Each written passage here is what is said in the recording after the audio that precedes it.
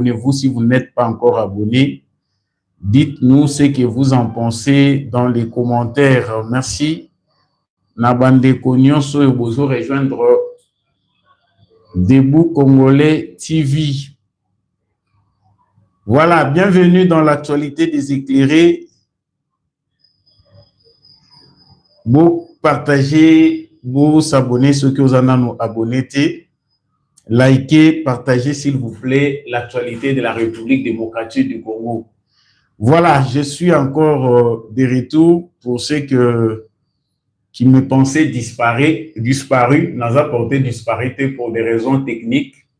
D'une à Makamoto Kutanaki Nango, Tozali Kobo que Makambo Koma très bien. Alors, comme vous le voyez dans les titres de cette émission, Ekozala Moulaïte, Tokolobela Makamboyo, Ekomeli, président Félix Tshisekedi, na aéroport Yanjili. Tokolobela Mona 4 émissions, Oyo, qu'est-ce qui s'est passé réellement? L'information circule déjà. L'aéroport Yanjili, président Félix Tshisekedi, avion naïe, pendant qu'il est retourné, ils allaient retardé de 20 minutes l'écolo avant d'atterrir. Batouya aéroport Yanjili va évoquer panne moko technique, c'est-à-dire problème d'électricité, des sali que Bango va retarder l'avion présidentiel. Il n'y avait pas que l'avion présidentiel, mais aussi d'autres avions. S'agit-il d'un coup manqué contre Félix Tshisekedi ou bien Ezali na Makamboussou sous raison où tu couper ça? Ce qui réellement est technique. Déjà, on nous informe que DG, directeur général, il y a la régie des voies aériennes à suspendre déjà commandant, il y a aéroport Yanjili pour la faute en attendant que l'enquête est à la menée, l'arrestation peut salami kuna. Na pour le belango na 4 émissions oyo parce que il s'agit là d'un problème sécuritaire munene. Oui, sengeli tout s'est penché nango. Merci Nandeko JC Malawaza en direct. Vous partagez s'il vous plaît, Bandeko vous en ligne. Faites le maximum de partage. Abonnez-vous si vous ne l'avez pas encore fait. Vraiment, bonsoir Nayo JC Mala, bonsoir à tous ceux qui nous suivent. Donc, Togolobela Likambouana, il y a président Félix Tshisekedi, Makamboueleki na aéroport Yanjili. La deuxième information que nous allons évoquer ici, Ezali Makambo Félix Tshisekedi a joué au Kazakhstan. Pourquoi il est allé au Kazakhstan? Ezali Mboka Moko très éloigné, Makamboueze Belé. Mais pourquoi Tshisekedi a choisi le Kazakhstan? Kagame était aussi au Kazakhstan. Il y a beaucoup de pays qui entretiennent des relations d'ordre sécuritaire avec le Rwanda, mais des pays aujourd'hui visés aussi par Félix Tshisekedi. Pourquoi le Kazakhstan? Quelle était l'importance de cette visite de Félix Tshisekedi dans ces pays? Ou les actualités à Mébali. Nabotika émission Tessan Kolobela Itambo, il y a Vital Kamerhe, le speaker de l'Assemblée nationale Vital Kamerhe, balobi ba signature et comme Sikawa 200. En tout cas, les taux se resserrent davantage. Les amis de Makambo et Sengeli Koloba. Ba pétitionnaire, bato ba initié pétition, bazalaki pas Augustin Kabouya. Pour solliciter soutien, topé, appui, il y a parti présidentiel, la démarche na bango, parce que bazomona ke Vital Kamerhe azali incompétent. Merci na bandeko nyonso bozan li. Voilà les 3 sujets importants. Je vais faire un petit tour pour tout le la accalmie où ils allaient observer na Uvira. Après des bandades, après tout ce qui s'est fait dans la ville ya Uvira, suite il y a refus, il y a population, Bawazalendo, Oundima, présence, il y a général Gassita, Kuna en tant que commandant de l'opération, a calmé les gens s'observer. Qu'est-ce qui se passe là-bas? Togolobelango na Katia, émission Yalelo. Merci et bonsoir à Maître Makumbi, bonsoir à Jean-Clément Manvidi là.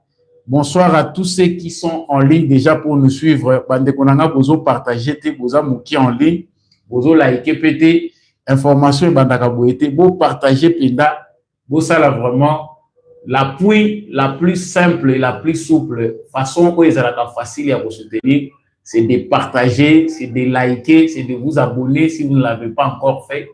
Cette chaîne a connu d'énormes difficultés sans l'obstination de Samba Olunga, sans l'aide de Dieu, pour représenter les sous-émissions. Des ans bateau pour na bango bakangi makofi na bitema babongisi makambo balobi que émission yo et se présenter à les sous-souté. Mais parce que je suis objectif, j'aime bien ce que je fais, j'aime penza oyo nzamba zali to le belango na kati ya émission oté ezali kaka part moko ya vérité. Même na makambo ya mike balinga komona balinga ba avancer. Vraiment j'ai connu des difficultés, c'est pas encore le moment d'en parler. Continuez à nous soutenir pour que l'émission ne coule pas. Je sais que cette émission ne coulera pas ta sambolonga to mwami, mais émission oyo ya ba vérité pour na kotombo lekolo to tikaka ngo jamais. Alors nazongi abasika na émission ndenge na uti koloba, tout en m'assurant que vous êtes en train de partager. L'aéroport Yandili, président de la République, Félix Tshisekedi, Azalaki de retour, comme d'habitude. Vous avez vu que Azalaki Wapi, na Kazakhstan. Na Kazakhstan, place Félix Tshisekedi Azalaki. C'était pour une mission d'ordre d'État. Entretenir ma relation malamu na kolobela na deuxième sujet awa et na retour na ye pendant que l'avion présidentiel devait déjà donner des signaux pour que tour de contrôle ayamba bango ndenge ezalelaka. Tour de contrôle d'abord il y a liboso bazwina le tour de contrôle. C'est la première des choses. Le temps bazoya kozwa bango, bazoya bisa bango que ba traîner na lubuke le temps que ba disposition ezoma parce que a au moyen ba yamba bango ezati. L'avion présidentiel selon les informations reçues est traîné likolo alors qu'ils allaient déjà prêts à atterrir, ba traîner pendant 20 bonnes minutes. Les autres parlent de 12-11 minutes, mais généralement on parle de 20 minutes. Oyo avion, il y a président et traîné likolo. Bwingi wana babengaka Simon Kimbangu et traîner likolo jusqu'à ce que 20 minutes wana tango ekoki nde baye kozwa position ya atterrir. Et quand le président a atterri, boyebi bino moko, c'est que cela occasionne quand le président de la République d'un pays en danger vu l'importance géostratégique que nous revêtons en tant que pays, en tant que nation. Lelo ezalaki série ya mukamate kolokota bato nyonso baza impliqué na dossier wana na aéroport Yandili. On a ramassé pas mal des agents. Lelo na tongo ya lelo a ramassé bango bakangami kangami en désordre. Et au moment où je parle ici, le DG de la RVA a outil qu'on suspendre commandant ya RVA ya aéroport Yandili, commandant Azali ko coordonner makambo ezali na aéroport Yandili. Je pense que la lettre, vous pouvez la voir, Yangoyo, Ezali RVA, objet suspension par mesure d'ordre. Dossier Monsieur Lundula Luchaka, matricule 79 1599. Transmis copie pour information à Monsieur le vice-ministre, ministre des Transports, Monsieur le président du conseil d'administration. Voilà, Monsieur le commandant, dans la nuit du 10 au 11 septembre 2025, de 0h24 à 5h20, une sérieuse panne générale de l'énergie électrique a plongé toute la plateforme aéroportuaire de Kinshasa-Njili dans un blackout total lors de l'arrivée du vol DRC 001. DRC 001 est un vol et à présent de la République. Cette situation a provoqué la diversion de plusieurs aéronefs vers l'aéroport de Brazzaville, l'aéroport Yamayamaya.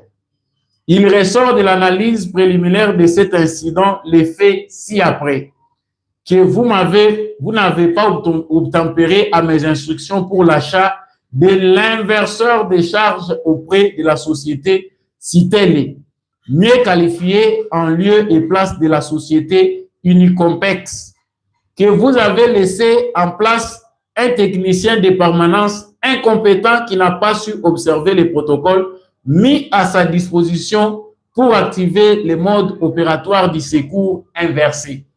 En raison de la gravité de ces faits et conformément aux dispositions réglementaires, spécialement à l'article 32 de la Convention collective de la RVA, je vous suspends de vos fonctions jusqu'à nouvel ordre pour besoin d'enquête.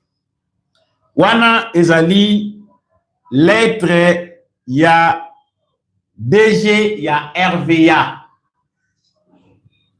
Ya suspension na mutoyo azali kusala makambo na aéroport ya Djili. Bandeko nanga ngoko yo soki toza ko tourner en rond, toza sérieux d'abord. Avant d'abord d'aborder l'angle sécurité, je préfère d'abord toi aborder anglo ezali administratif, anglo ezali lié na entreprise ou ezali chargé ya ko gérer makambo pour que makambo président de la République et comme lié comme a dit. Je pense que ezali kaya liboso te oyo ezali ko komela biso par rapport à l'aéroport ya Djili. Des incidents pareils, des problèmes techniques, patati patata, on en a vécu depuis les beaux vieux temps. Kabila a dirigé beaucoup Titi Sekedi azoya baku manqué azoya na aéroport a komi boye ba makambo moko bizarre. C'est dans ce pays que nous avons vécu ça. Mais comment à 0 heure du matin, des courants et pour qui pour 4. Pour et à kozonga na 5 heures du matin, peso 4 na ba quartier te ngala kanisa kezaka ka biso nde na ba quartier na biso yo nde to vivaka makamwana. Parce que chez nous là où nous vivons dans nos quartiers populaires ici ou même en ville na Kinshasa, courant qui ndaka même na 2 heures na 1 heure du matin. Courant yé 1 heure ou bien yé 0 heure 1 heure bakati yango 3 heures bazongi 5 heures ekei. Tout ce qui manipule à ces heures-là, courant électrique, n'a manipulé à c'est ce qui s'est passé hier, de 0 heure à 5 heures du matin. Aéroport Djili Bokati courant, vous ont manipulé à Baerwan, les avions, et ils ont la et puis groupe PO, il faut relais. Et ça fait un problème. Franchement, moi, impression pour moi, sans chercher midi à 14h, ça c'est le peut-être qu'un coup. Bon, tu vois, la suspension au DG RVA contre le commandant. Vous écoutez ce qu'il est en train de relever. Ma pessimum matériel par rapport à problème oyo ezali kuna pano ezalaki kuna.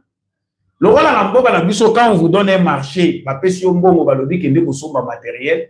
Ils ont le rôle à ma pétion, moi parcelle na yo topé demi parcelle na yo. Il a préféré aller acheter topé ko solliciter achat ba service na société oyo ya nyamu nyamu pour que a régler problème aux na aéroport ya Djili. Et azui technicien oyo azaya malungati président de la République azali banda ya mboka. Vous prenez un technicien de mauvaise qualité, vous mettez à la place pour gérer le problème hautement aussi sécuritaire dans un endroit si sécuritaire. Parce que dans l'endroit où l'aéroport est Djili, je pense que dans des pays sérieux, Azali Mouto, Azali bien géré par l'ANER. Avant d'engager un dossier, il faut les canaux service à renseignement. Je ne sais pas moi comment ça se gère là-bas. Si c'est que j'ai dit ici, il y a un Salima. Mais dans un pays sérieux, tous les gens qui travaillent à l'aéroport Djili, peu importe le service na bango, il faut anérailler bango malam avant d'affecter bango. DG, il y a RVA. On a apprécié soki d'abord kotala kaka supermarché oyo tokitelaka okoki kobeta tour na supermarché wana otali bon tozokende vers la délivrance la construction d'un nouvel aéroport yango tokangi kaka motema tolobi tozwaka délivrance totale mais dans la réalité voir ce qui se passe à l'aéroport de Njili nous n'avons pas un aéroport toza na administration soki soni ya administration ya Congo et ya bakamutu à partir ya porte ils ont dit à partir de l'aéroport ya Njili. C'est de là que les visiteurs savent déjà découvrir les désordres du Congo. Ce qu'on a un bon observateur, au yebi déjà ndenge mboka batala kango na désordre nango. Kitaka kan aéroport a dit, je pense que vous aurez déjà une description nette de ce qu'on appelle les désordres et les chaos du Congo. Sikoyo bino basi balesi bino. Na betala eloko moko wa bandeko mo balobino te bino kwa kravaka. Na lobaki ba M23 mususu baza na SNEL parce que makambo ya dossier SNEL est clair. Ce qui est grave ici c'est que même dans l'endroit stratégique les courants fait défaut et c'est toujours vers des heures baer moko boye ya bulili de bakata ka courant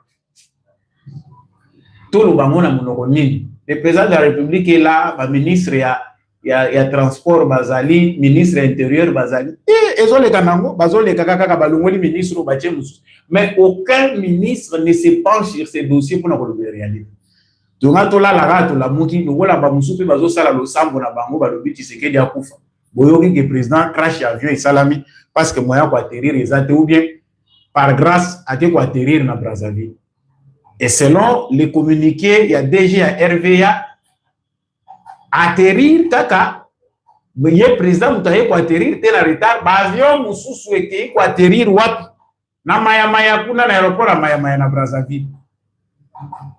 Très grave, faute technique grave. Monsieur le DG ya RVA eza soni ko bimisa papier ko luka ocha responsable kaka commandant na you à la place dans un pays sérieux les DG d'abord yemo ko RVA il faut démissionner. C'est ça et l'on ndenge lingi salema yo moko pe DG RVA il faut démissionner donc yo yebaki kaza mutu ya mafia asalaki bien te a répondaki te na oyo senga ki asala il est allé acheter babiloko na ye o eza ya malamu te o suspendaki été. Donc si ce qui est arrivé ne devait pas arriver yo linga ko tia epa été pona yo linga ke le kanango normal eza na ndenge to sala ka soki pe mutu asi cop na ye tikila ye pe a gérer ye pas au moins mike na ye. Le président de la République, ceux qui ont la bien, président de la République, j'entre maintenant dans le volet sécuritaire. Parce que c'est là le plus dangereux. Bateau, finalité, na bango eza boloko. Parce que biso tozo mona ngoma seki me kozala likolo ya avion, même soki avion eza en bon état, boye bindeke mitema bato musu ezalaka soki aza na avion likolo. Ba faire traîner bino ata 3 minutes, 5 minutes, ba yebisa bino ke na ces moyens bo kitezate webine mitema na bino kozala. Ça c'est un coup tout que la moko beauté et un avertissement aussi ce qui est comme coup raté dans ba service à président Tshisekedi. Moi je me demande que na moment avant président tant président Zolongo na Kazakhstan ba service na yeza awa ba informé. Toutes les dispositions sont prises par des techniciens, service à renseignement tout. Président Kokomawa n'a pas telles heures.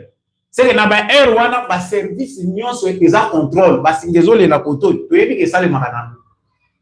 Mais une telle panne inattendue arrive dans un moment précis. Peine à jour kaka o président zo ya atterrir. To benga mwaza. Non, déjà RVA démissionner. Démissionner c'est un coup. Si le président Tshisekedi lui sait bien écouter à lobby que voilà, ils se sont justifiés, on a mené des enquêtes. Non. Dans un pays sérieux, ça ne se justifie pas comme ça. Ils démissionnent tous. Il faut mal le monde ça là. Nous avons vécu déjà dans ces pays. On a vu la mort de Mosé Laurent Désiré Kabila. Certainement, nous savons que nombreux qui ont compris sa politique, façon à Yela qui n'a pas que bon, il a eu son compte parce qu'il y a eu batouté. Mais les drames, les pires que cela a causé au pays, ne peut pas nous permettre qu'un jour, l'histoire Yaboye se répète sous le Congo. Nous avons vécu l'enfer. Ce qui va Rwandais, c'est parce que Moto Yoa Memaka Bangwa, Tangwa Balukela Bangwa après à Koufi, Balobi mission accomplie. Et vous voulez jouer avec la sécurité d'État, la sécurité d'un président de la République, en engageant des aventuriers sur base des relations dans l'aéroport Yandi. Moi, je pense que ça a été fait exprès. Les Andés, Bafout. Au moins, les autres amours, vous êtes aux bêta, comme solo, n'est que aux bêta, to bêti le lot, to bêti lobby, to lobby, si c'est qu'elle dit. Vraiment, c'est compliqué. Le président Tshisekedi Lokola Azana est très bon avec tout le monde. Azana Lokola Kagame était, on sali bêtises, on t'amène là-bas, on fait des enquêtes, on te garde encore au même poste. Vous prenez ça pour de la blague. Moi, je pense que Makambo aussi te lobela ngopeta molayi. Zambe kanga ndenge to beta kama solo to lobi nzambo. Ce que Zambe te me Tshisekedi ça kufi.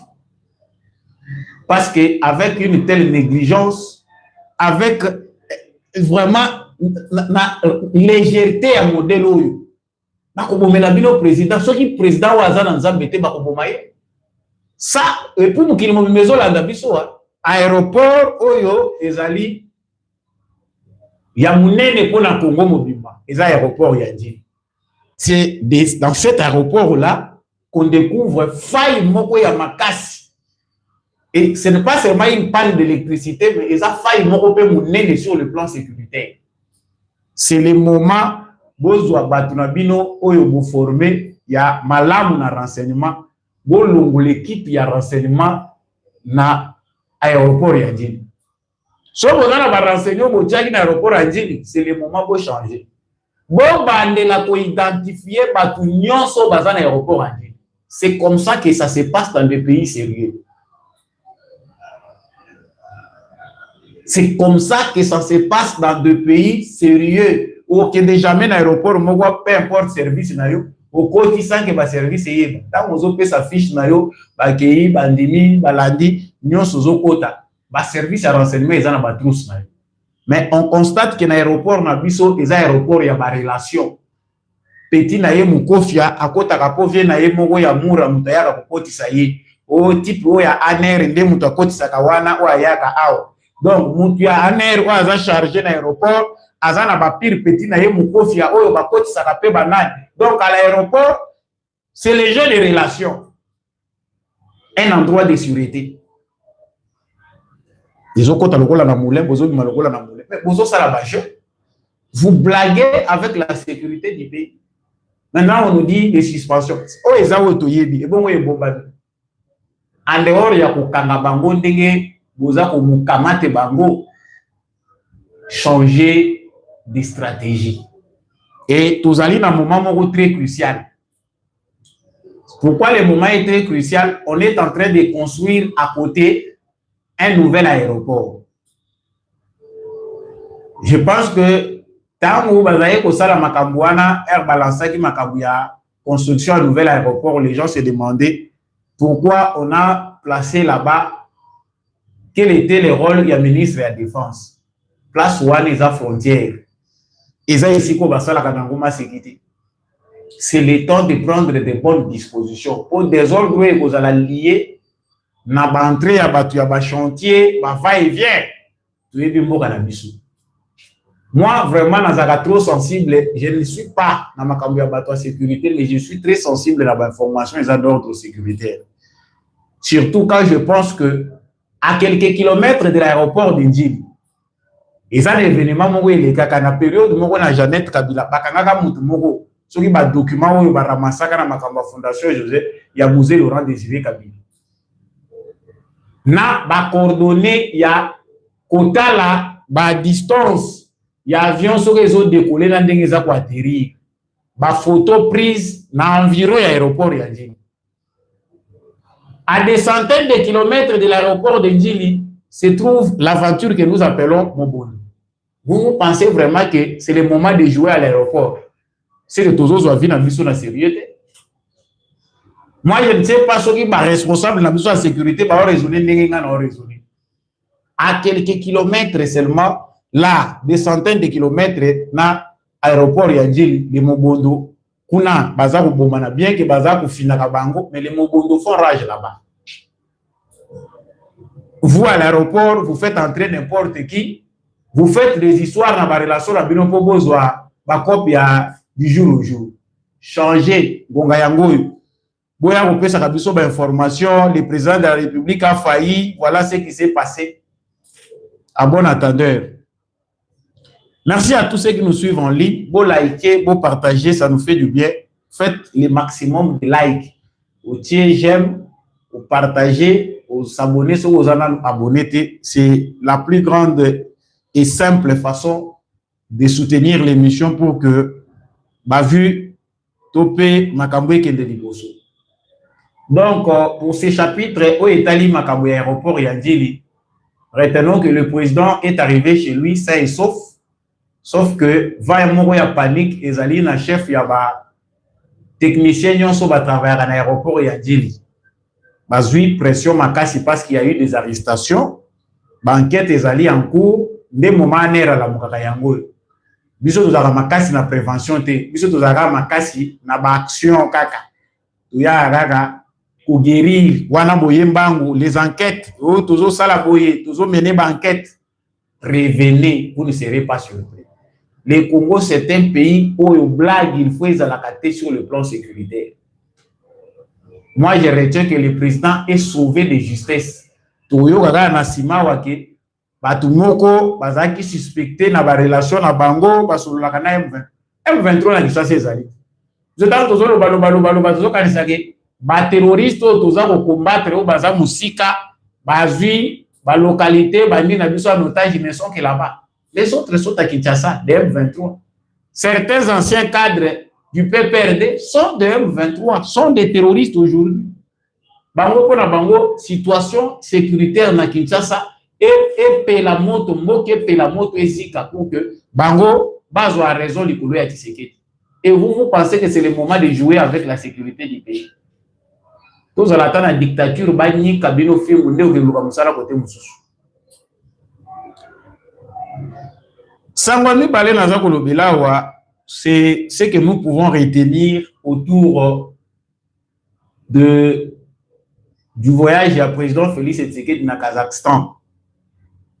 Kazakhstan wana ezali mboka oyo Paul Kagame pe akendaki. Parce que nombreux se posent la question. Batebele baza omituna bayeba.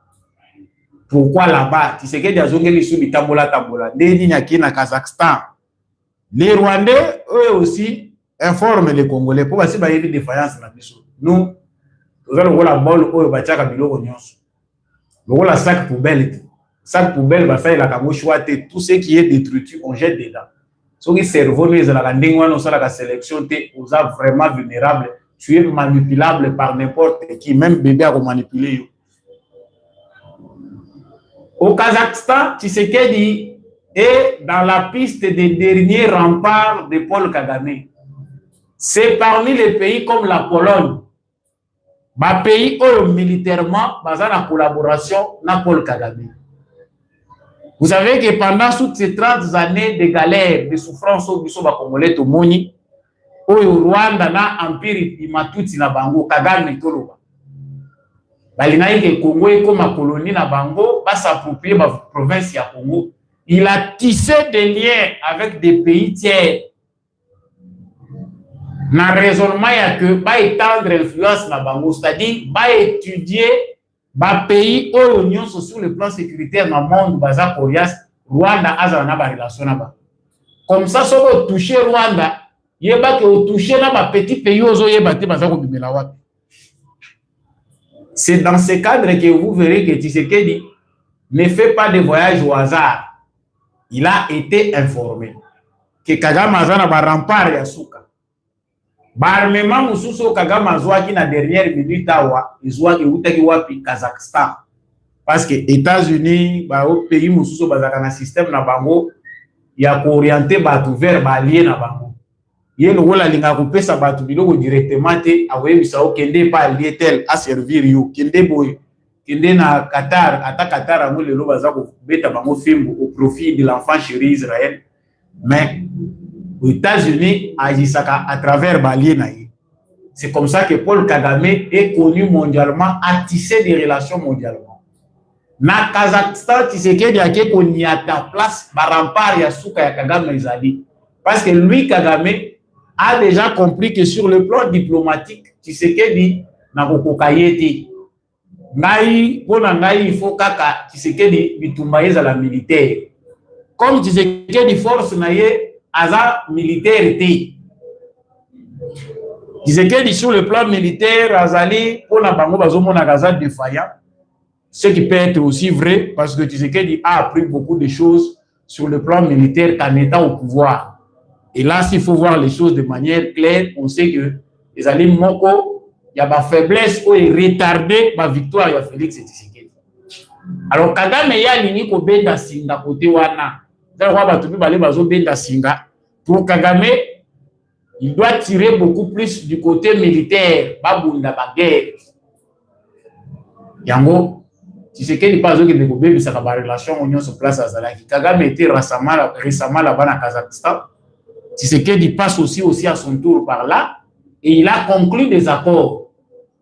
Qu'est-ce que Kagame a proposé? Voilà moi ce que je vous propose. À vous de faire les choix. Si vous ratez COP, Etalio, Bissot aussi tout ça les COP. Boyoki président ya Kazakhstan à lobby. Il y a un sengo ya partenariat wana a honorer na Tshisekedi. Na ba soki ba benga ka nini ndenge ba benga ka ngona chancellerie na bango désordre. Ba élever Tshisekedi. Ba pesier honneur parce que ba moni que ba makambo yeli bango offre yeli bango eza alléchante. Il n'y a pas moyen de passer outre à côté. Donc, na Kazakhstan, ce qui peut être Kazakh to éviter. Tshisekedi est allé séparer Kagame d'un autre allié sur qui il pouvait compter. Ba pays belé bazo vivre dans le flou parce que si ba mesana kolia na désordre na nzela ya Kagame. Donc là où Kagame a proposé bango a lobi que tala ngainde mutu na pesa ka or, vous en avez besoin de telle matière, nous produisons. Tshisekedi est obligé de couper et de couper encore pour que ça ne rate plus. Mais malheureusement, les Tshisekedi là qui a voyagé, quoi, ça dit que le là, ça la va voyager belé. Ah, pigeon voyageur a qui va voyager. Mais nul n'était ces voyages. Tshisekedi n'a pouvoir, batumsu balinga balo bagé, azali loko azo salate, balo baga, loko azo sala makasi na yonde faut simba makasi. Les gens qui voulaient décourager Tshisekedi de ne plus voyager savaient que c'est de là que réside sa force. Force ya Tshisekedi des alliés mingi na voyage à Zosala parce qu'à faire découvrir vérité na ba pays belé ou va vivre na molili bazo participer na ba crime na Congo sans le savoir. Certains pays sont dans la chaîne, il y a ba crime où ils ont commettre na Congo mais peut-être bango va mieux éviter que tous ba criminels.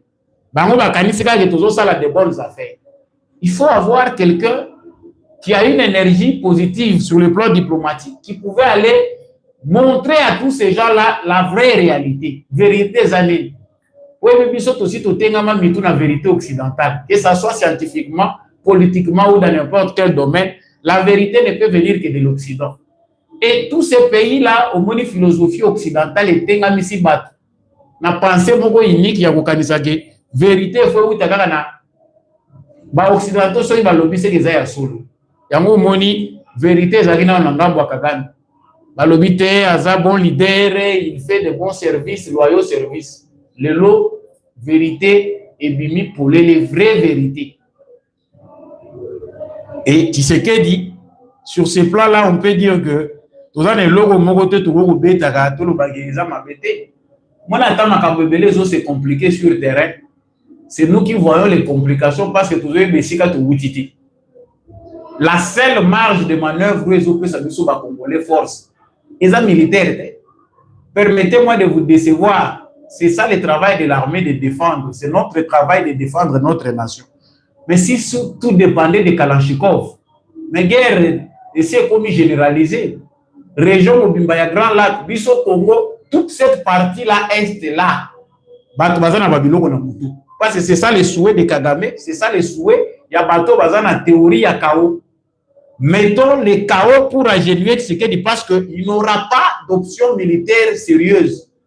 Pour ceux qui ont généralisé Bitumbeke Tshisekedi à l'objet après ça va congolais tout est gâché. Tous ont une case à départ. C'est un grand désordre. Les Occidentaux vont se plaindre parce que bango bazalaka na politique à sapeur pompier. So les baby wana bango wana bayaka lokwa ba sapeur pompier bazola Sabino voilà la paix nous venons et la crise humanitaire nous devons so la dit bango na maloba na bango au moins bango baza penda na volonté mingi ya kolinga guerre ici surtout les Européens. Non, l'assistance humanitaire. Vous ne pouvez pas analyser, c'est simplement comprendre qu'il y a du complot dedans. Batou baza capable de sanctionner Moutouazo Bomobatozo Salamabé. Ils sont seulement capables d'aller mobiliser les millions des contribuables européens pour vivre la crise dans Bango. Pour prendre des millions, venir jeter ça dans les administrations, dire que voilà, nous sommes en train d'aider les gens à l'est du Congo. Bizarre. Donc, Mobembo ya Tshisekedi na Kazakhstan, ils allaient Mobembo moko très profitable, ils ont Mobembo moko écloué Kagame encore à un certain niveau. Ils ont sur un pays Moussous Tshisekedi à Bokete. Bientôt les sous. C'est pour mettre fin à cette aventure. Aux États-Unis, certes, la victoire qui a été chantée depuis longtemps, oui, c'est une bataille gagnée parce qu'ils ont signé. Mais serrons les ceintures parce qu'ils ont dernier virage. Bato yo baki makaboué facilement te baza batu moko oyo il faut kaka pobo toyemba victoire kaka ti mutu na bango ya suka kwe to a capituler wala biso to chanter victoire. Vous voyez qu'ils sont en train de travailler pour retarder les processus. Tout ce qui a été prévu aux États-Unis, objectif il y a un complot où ils allaient dans l'ombre, c'est de faire passer beaucoup de temps. Ce qu'avait prévu Trump, ils allaient été que tout comme na mois ou septembre,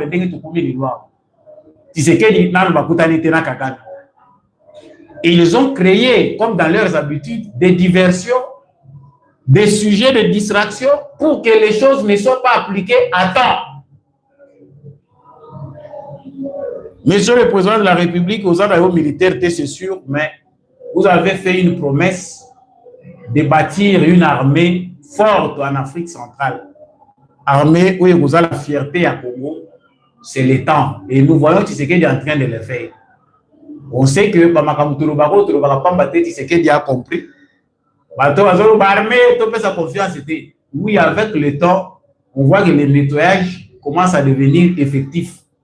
Bato bazako kendaka bandolo bamususu bazoko kangama malembe ezali chance pour que totikala na armée moko ya ba jeune bazoya lelo, même si on remplaçait cette armée par des jeunes totie bango baza formés pour chaque jour ici c'est que des formes ba bataillon sikezo ya ba commando baza formés, mais l'expérience ce n'est pas en un jour, ce n'est pas seulement par la formation qu'on a l'expérience.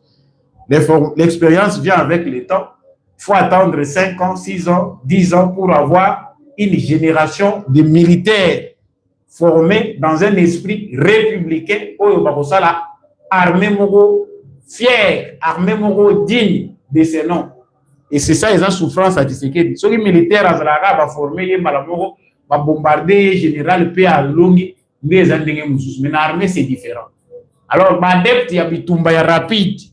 Il y a des résultats rapides. Parce que éviter que dans les contextes politiques, dans les contextes de la vision, il faut seulement mettre un peu de patience dessus pour comprendre ce qui est dans zone.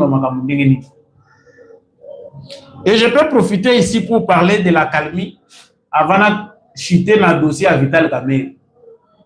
À Uvira, on a vu que ça s'est calmé parce que la population va arrêter les madrois, va tout le mutumoko taza kolinga ke mabe ko ya nakana ye mutumoko peta aza kolinga ke ba rouler lisusu davantage par rapport à ba connaissance ou azana.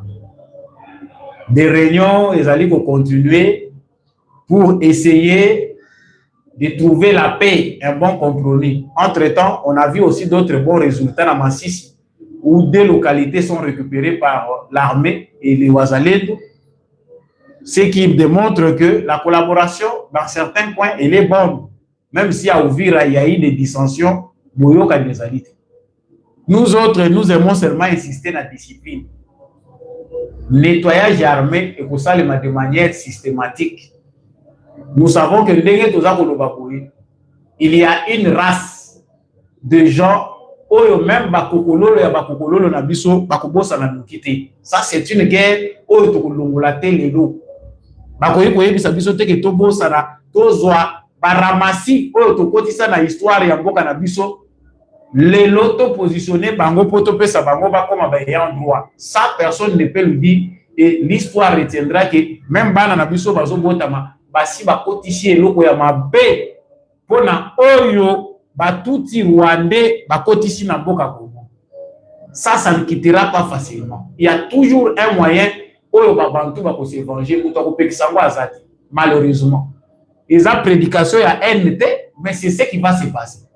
Donc Gassita a victime nango, qu'il soit bon ou mauvais, ce qui est en train dans l'imaginaire collectif congolais généralement et surtout la partie est du Congo ne peut pas permettre que vraiment ba poste stratégique na ba coin wana ezala s'occuper na batouana. C'est ce que nous retenons comme expérience ya makambo eleki na Uvira. Ceci doit bien aider l'état-major général de FARDC, le président de la République et ses conseillers militaires. Baye que na makambo etali est ya Congo, il faut toujours bien analyser cet angle-là, tribal, et surtout les contextes historiques et sociaux. Ma relation est comme vous ne pouvez pas nommer quelqu'un dans un environnement hostile à lui.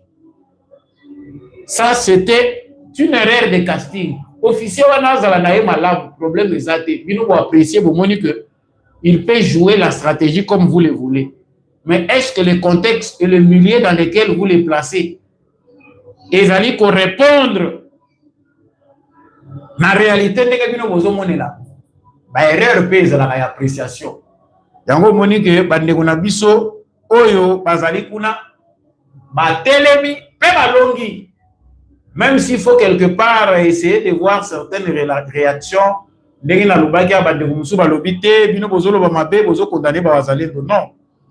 En quelque sorte, nous devons aussi retenir que loyauté à la patrie signifie aussi discipline, signifie aussi respect de l'ordre établi, signifie respect aussi à la Constitution en Boka Boko. Et ça, nos frères Ouazalais nous doivent bien intérioriser. Demain, après la guerre, notion à discipline est comme une notion imposable à tous. Vous n'allez pas vous réveiller un matin, prendre un Kalachnikov pour dire que j'ai fait la loi. Non. Il faut déjà commencer à se préparer, savoir que après avoir buté les ennemis à la porte, il faut retourner à l'ordre étatique. C'est-à-dire, montonion so et c'est à tous à bébé. Et il faut se préparer mentalement à ça. Culture au poteau de racines, il y a que les Kamouké, Bossoy, Nanda, Bouké, Oué, la Mando, qui peut Nabino, Nabino. Poto Longolango, moi, je pense que c'est ça le travail que devaient déjà faire nos professeurs d'université. Ce travail de prévention devait être fait déjà par des services spécialisés pour l'après. Mais dans la philosophie, dans la psychologie, dans la culture, préparer déjà des centres d'encadrement, préparer déjà comment recevoir des gens qui ont ramassé les armes de manière volontaire, mais qui ne cadrent pas avec les lois de la République. Ndengeni to ko orienter bango. Ba budget bino bozo zwaka. Bulu yeki kaka pututu. Etale bino. Cohabitation tozo mona oyo ya armée na bande kuna biso ba volontaire pour la défense de la patrie ou comme légendaire. Ezali na ba limite nango. Ezali na temps nango bien défini. Si les politiciens, si ceux qui bouffent l'argent de l'État à l'Assemblée nationale, dans les gouvernements, ne savent pas prévoir pour que la situation va atterrir malam. Ah voilà. Je vais vous dire que vous prévoyez à côté. Vous aussi, les habitumba kuna, Kagame Bocheli Emir, bitumbe zongi bino na bawazaleni. Baguerre zongi les sous-interethniques. À bon entendeur. Biso tozana weya kolobate. Oui, ndeko Paul Boavida c'est la nouvelle chaîne Debout Congolais. S'il vous plaît, pour liker, pour partager. Vous avez belé en ligne, mais je ne vois pas de like, je ne vois pas de partage. C'est que vous avez chaîne OT, vous avez présentateur dans côté. Voilà les messages que vous m'envoyez. Sachez-le bien que YouTube a bloqué Bisso le sous-souté pour ceux qui aiment faire des dons. Bateau Bolinko soutenir Bisso, Batop Fan. Il y a des paramètres qui vous permettent de soutenir cette chaîne pour que vraiment, tout soit cadeau, tout retrouver ma cambia bien. Nasuki Sawa Nandeko Vital Kamere, parce que le temps nous est compté. L'essor de Vital Kamere est déjà scellé. Qui ne dit mot consent, et le but est que parce que le président de la République a président qui réunion interinstitutionnelle avant de voyager, il est à bon terme, il a soutenir Vital Kamere. Faux. C'est le peuple qui est souverain. Les alliés constat fait, ou les alliés qui la population, est-ce que réellement Moutoyo azali ko incarner topé ko représenter malamu aspiration profonde du peuple congolais. La fête.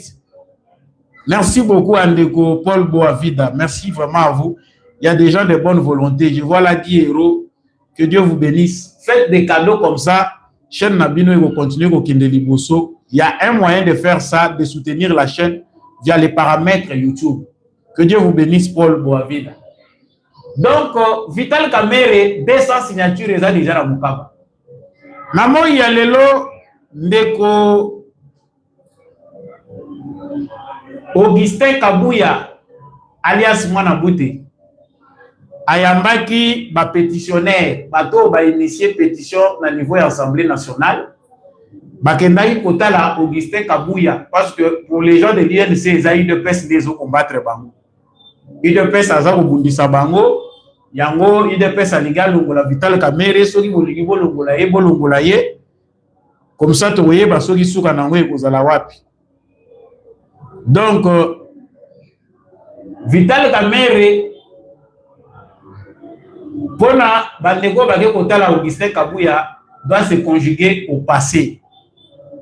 Qu'est-ce qu'on lui reproche? Bazo reprocher ni na Vital Kamere balobi aza incompétent. Bazo mona importance na yete, passage na yete à la tête de l'Assemblée nationale, on ne voit pas quelque chose de précieux na présence il y a Vital Kamere à la tête de l'Assemblée nationale. On va lui baza na ba détail, gestion est chaotique. Boyebi ke ba Congolais musu balingaka ba intérêt na bango individuel. Quand tout bien za na bango moko. Ndeko mususu oto yoki azoloba na sena boyi kotaka kombo na ye, j'ai de bonnes relations avec lui, c'est un député. Je ne peux pas l'exposer. Alobi Kabere oyo boyoki akabaka Kamere azofunga mate. Tangu vie mboso azalaki to balaye kozwa. Tala ba Congolais. Donc il y a des gens qui sont là ba mususu bazoyina na bango pour la poche na bango. Parce que Oyo a une vision d'État. Nous, Congolais, Monsieur Vital Kamere, président de l'Assemblée nationale, ce qui a comprendre que, les Congolais veulent des grandes réformes institutionnelles qui ne doivent passer que par un changement d'ordre constitutionnel. 2. La réduction du train de vie des institutions. Je pense que peut-être qui paye. Mais à un moment, moi, j'ai fini par conclure que pour la Vital Kamere, c'est des ambitions démesurées. Ils ont l'ambition, nos ambitions. Mais avec l'État, on dit que non, j'ai mis la barre très haut. Yo, l'ingolo, le rôle à mon poste qui na opposition, que Baropesa Iboma, Banda la Poutine, na Medvedev. Yo kanamaka na ambition na yo wana bakupesa yo lelo. Franchement, il faut que bande kwaye se beaucoup taper réunion stratégique pour mitu na malabu. Il dépêche au tissu koyo ba misérable bazana mebele na balabalo. Tshisekedi akiti sa pouvoir rappeler sa Kamere pas diriger. Vraiment, merci na bande ko nyoso bozo continuer ko landa biso. Bande Kotele bazo comprendre qu'il ne s'agit pas de l'acharnement contre Vital Kamere. Ce n'est pas un dossier d'acharnement. Vital Kamere sait lui-même que l'ordre visionnaire, topé ordre et vision, il y a eu de peste na INC Balanakati. Vital Kamere a essayé s'adopter balobaka ndenge ni français comme akabubulu awa abala muke vision ya Tshisekedi mais nature na ye na Tshisekedi ezokoka te ya omoni pito pale tozomataka kaka tozozongaka c'est déjà pour bientôt. Augustin Kabuya Lobi lui aussi va aller consulter le président Félix Tshisekedi. Il va aller le voir pour demander son avis si akoyi koyoka makambo pétitionnaire baza koloba concernant makambo ya kolongwa ya Vital Kamerhe. Mais ce qui ezalaki ngai à la place na yo Kisambasoni, je démissionne. Tu vas te bazo linga ote mais yo zo la Kisabolingi Congo. C'est qu'on doit comprendre la loi de la démocratie. On peut aussi se retirer. On comprend que l'homme est au bon de Vital Kamerhe pour continuer pour Kangamawana. Et ça, bolingo ya poste, bolingo ya ambition. Comme ça, je vais voyager dans Kazaka, ya président de l'Assemblée nationale. Je vais continuer d'affermir mes relations avec des parlementaires français, des parlementaires belges. J'aurai un bon carnet d'adresses et patati patata. Ndeko Vital Kamerhe, tiens-moi maïmouké na vigno. Comprendre l'agenda yaba Congolais. L'agenda des Congolais est clair. Et ça stratégique. Hein? Peut-être les députés et les politiques qui sont déjà dans la vision de Tshisekedi comprennent que Tshisekedi a coquille pour à la tête du Congo sans nous laisser un nouvel ordre politique et institutionnel. Ce qui Tshisekedi a longi à côté à côté pour ça la côté mutususu et rosa la biso na bato tozana bango azati. Comme Tshisekedi azana aptitude physique mais politique, aza Korea c'est un bon volontaire. On peut tous s'accorder pour topé ça y est possibilité y a pour réorganiser environnement politique na biso. C'est ce que les autres ne veulent pas. Alors yo lingi ngote que les AFC mais nous avons un commentaire à Walubi. Vraiment, nous avons rejoindre AFC Vive AFC. Nous sommes libres. Nous sommes libres. Il y a pas de choses que les politiciens nous sommes rejoindre le AFC officiellement. Nous savons comment ça va finir. Tant que vous avez un dialogue, vous reviendrez nous dire ce que vous en pensez. Émission Ekomi Nasuka, l'étau se resserre autour de Vital Kamerhe. Les ridicules ne tuent pas, mais il faut savoir revoir ses ambitions quand ce sont des illusions que vous vous passez. Si vous avez la illusion, ils ont tard de changer. Les ambitions sont légitimes, mais il y a des fois des moments où nous nous faisons des illusions. Nous tenions à savoir le bagage, comme président de la République. Mais à un certain moment, bazon akasima.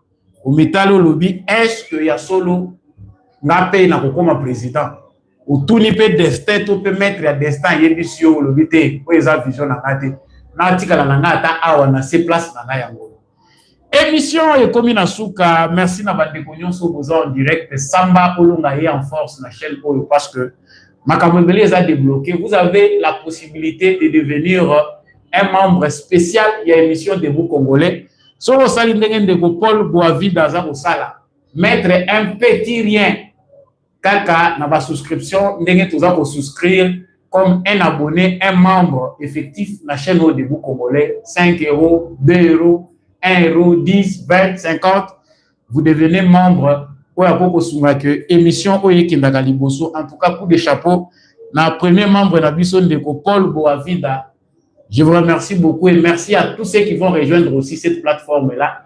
Il y a une émission spéciale pour les Maka uniquement pour les membres Oyo Bazali ko souscrire dans le week-end. Et ça, on en parlera. Likez, partagez, abonnez-vous si vous ne l'avez pas encore fait. Merci à tous ceux qui sont en ligne. Merci à l'homme de la vérité des urnes, Jean-Louis Timbalanga. Merci à Papa Maurice Kikangala. Merci à Papa Colin Tika. Merci beaucoup à Papa Michel Omakaso. Merci beaucoup à Maman Bilbilonda, Maman Lisette Mombindou, Maman Rose Sirikari. Pe bandeko nyonso bolingaka émission oyo. Bo liker, bo partager. Tokutani na bino na émission prochaine. Au revoir.